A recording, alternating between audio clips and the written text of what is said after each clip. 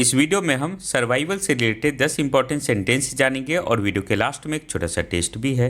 Survival का मतलब होता है बचाव या जीवित रहना।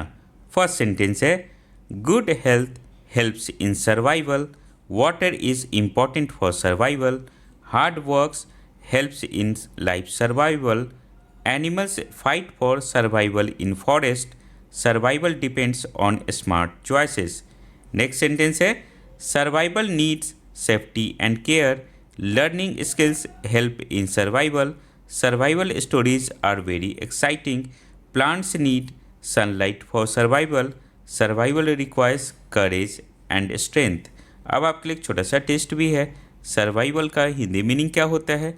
दो ऑप्शन है, खुश होना या जीवित रहना। सही आंसर वीडियो के कमेंट सेक्शन में बताना है। इसी तरह के और भी वीडियोस के लिए इस YouTube चैनल को सब्सक्राइब कर लो। All the best for your upcoming exam.